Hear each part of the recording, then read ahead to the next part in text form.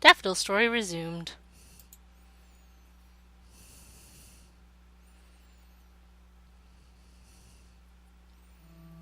The Duke was in his 40th or 50th year at least. He had withered hands, sunken eyes, and a low voice that made the hair stand up on the back of my neck. He had been married twice before, and both of his wives had succumbed to mysterious illnesses. I am not saying he killed them. He is too rich to bother with such crimes, but perhaps merely being married to him was enough to drain one of their strength. In any case, I could not get married to such a person. I refused. I ran as far and as fast as I could. I sold some of my possessions and I left. I did not look back. The journey was rather difficult, and I did not know where I was going. I had never strayed far from my home before, and I must have been quite the easy target for pickpockets and bandits. I suppose I have myself to blame for what happened, being so unworldly. I was swindled by a goblin. It is much the same as your story, really. They said they would take me to Eaton? I'm gonna go with Eaton, where I could start a new life for myself, but they didn't. They took my money and possessions and abandoned me by the roadside. All I had were the clothes on my back and the blood in my veins. I was so scared. I walked and walked, but I had no idea where I was, and I thought I was going to die. I wandered and wandered, getting wearier and wearier, and I even started to think it might be better to be married to the Duke. Even if marrying the Duke would kill me, at least that would be a more dignified death surrounded by servants in a four-poster bed. That is what I had thought, until I found this church. There was nobody in the church other than Madeline.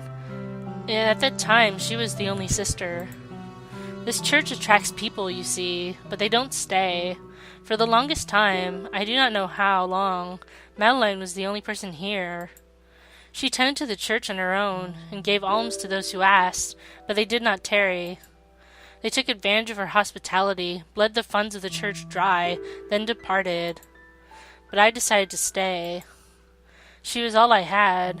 She had done so much for me, I wanted to give her something in return. It isn't an exaggeration to say, I really do love her. Aw. It's like 5 years, I think we learned from Madeline's story.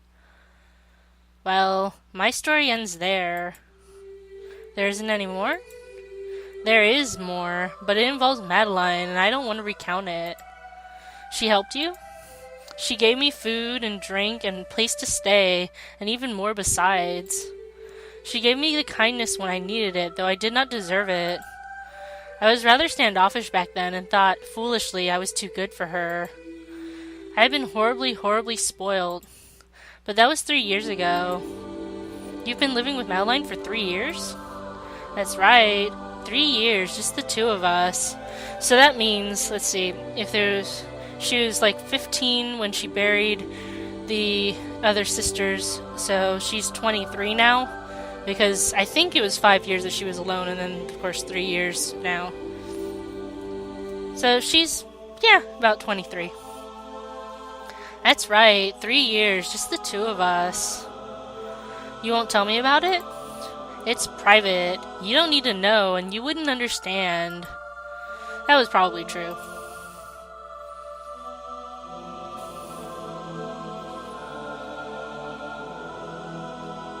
Truly, Madeline and Daffodil had been drawn together, two lost and lonely souls who needed one another. If they had one another, they did not need anyone else. They had managed to survive together for 3 years. That was an impressive feat in and of itself.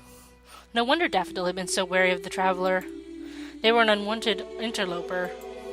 If you could make a perfect world with two people, why introduce a third? It did not make sense. Still, the traveler was curious, and they wanted to understand. They doubted they could fully grasp the depth of their relationship, never having cared about anything so deeply themselves, but they could at least try.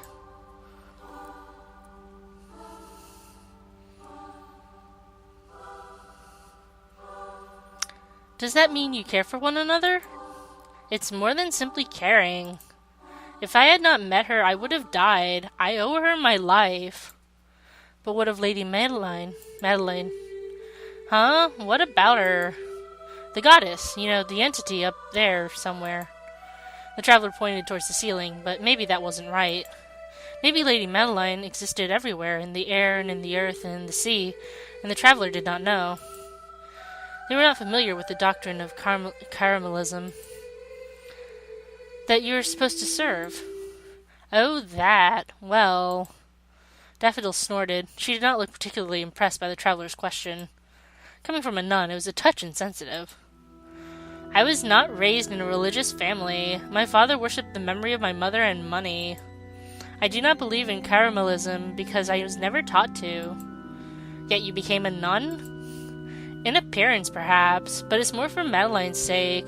I thought she might appreciate the gesture. Does that mean you're lying to her? I'm not lying. She knows how I feel about religion. It is our one point of contention, actually. She keeps trying to convert me. I wish she wouldn't. I'm sure she does it because she cares about you. I know she does, but that is why I cannot believe in Lady Madeline. Lady Madeline can never have done as much for me as the flesh and blood human Madeline has. And that is proof she does not exist? If there is proof, I would like to see it. I don't believe in things I can't see.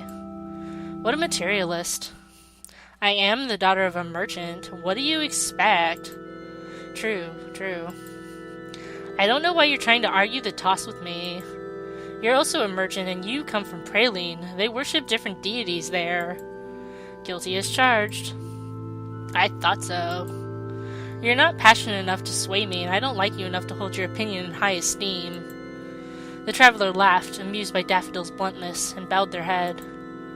Thank you. I appreciate your honesty. I am always honest, except with their feelings. Are you honest when you masquerade as a nun? It isn't a masquerade. I became a nun, not to serve some divine being I can't see, but to serve Madeline. If I worship anything, it's her.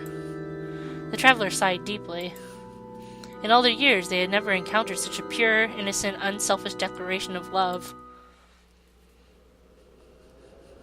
Though the traveler's only experience with love came in glass vials sold to desperate goblins and dwarves, the strength of Daffodil's feelings was unquestionable. She really did love Madeline. It was so blindingly apparent it almost took the traveler's breath away. The night passed without further event. The traveler was able to snatch a few hours worth of sleep on the wooden pew, curled up inside their damp cloak. They did not know if Daffodil had stayed with them throughout the night. The traveler would not blame her if she hadn't. Madeline had asked Daffodil to keep them company, but what company could one give to somebody who was asleep? And so the new day dawned. The inky black night was swept away by the sun, and so were the rain clouds. They seemed to disperse with the first shy rays of sunshine, as though the torrential downpour from the last night had been a mere mirage. Now the traveler found themselves standing by the entrance of the church, their cloak wrapped tightly around them like a protective shroud. Madeline and Daffodil stood there fussing over their newfound companion. Or rather, Madeline was fussing. Daffodil, as was in keeping with her character, kept her distance. Are you really sure you'll be all right? Did you get enough sleep last night? I'll be fine, I promise. Are you sure you'll be able to find your way? It's easy to get lost in these moors. Don't worry so much. I am a traveler. Traveling is what I do. Yes, and you nearly traveled your way into an early grave last night.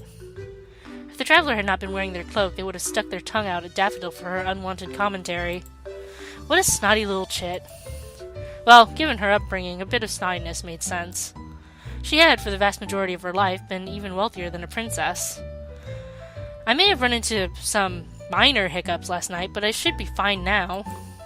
It isn't raining anymore and the sun is shining. It's perfect weather for a stroll.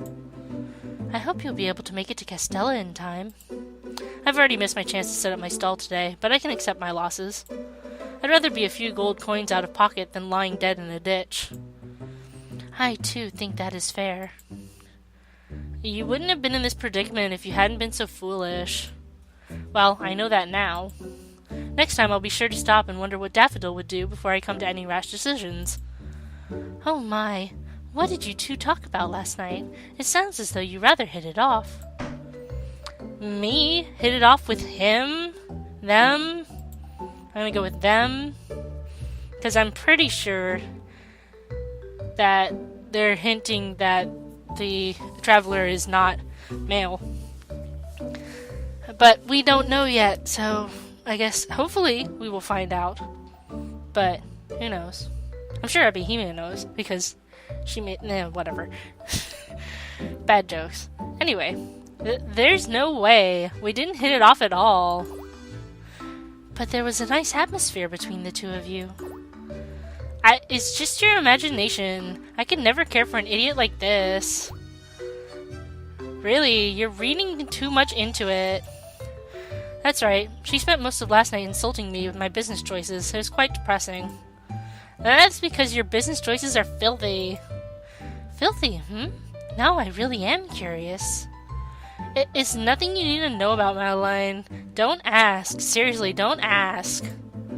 Aw, but if you tell me not to ask, I want to ask even more. I would be more than happy to elucidate. When one goblin loves another goblin very much... No! Daffodil clamped a hand against the traveler's mouth. Don't you dare say that creepy stuff to Madeline. Don't defile her. How would the traveler defile me? It's something you don't need to know about. If the snake tempts you with the fruit of knowledge, you should leave it be. Alright then. If my innocence is on the line, I suppose I can leave it for now. Good. Honestly. Daffodil removed her hand from the traveler and winced, wiping it down the front of her gown. I'm not diseased, you know. In your line of business, you might be. I'm not a prostitute. I just sell wares that... And that's enough of that. What is your problem? Daffodil clamped her hand on her hip.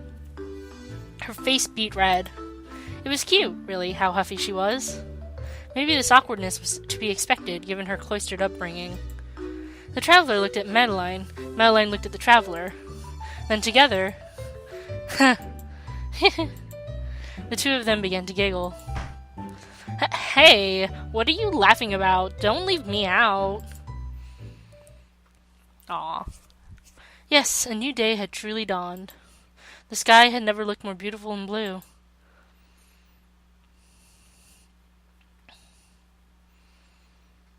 The end.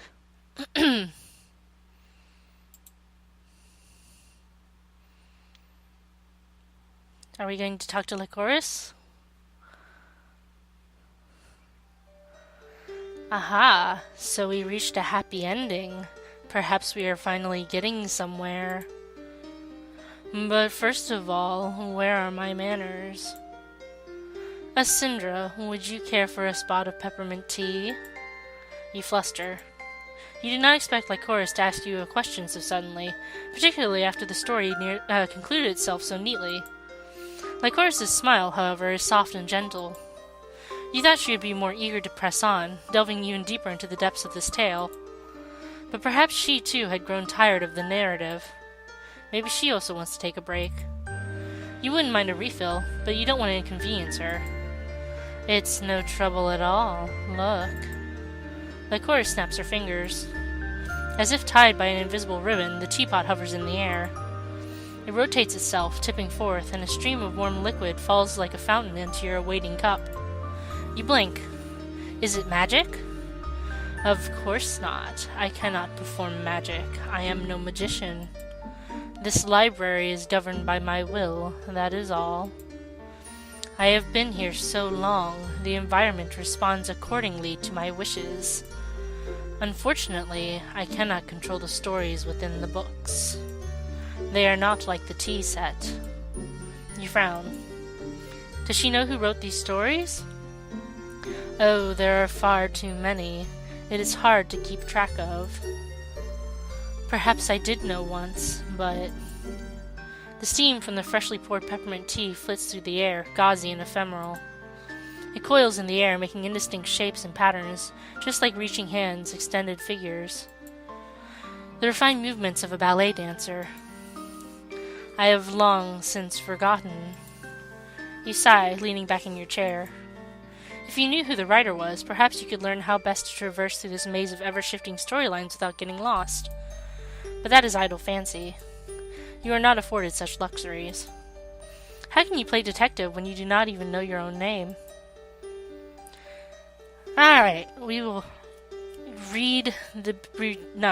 return to the beginning of the tale next time and read through the combined path of Daffodil and Madeline and see what we are able to see. Yeah? So thank you for watching. I love you. Bye-bye.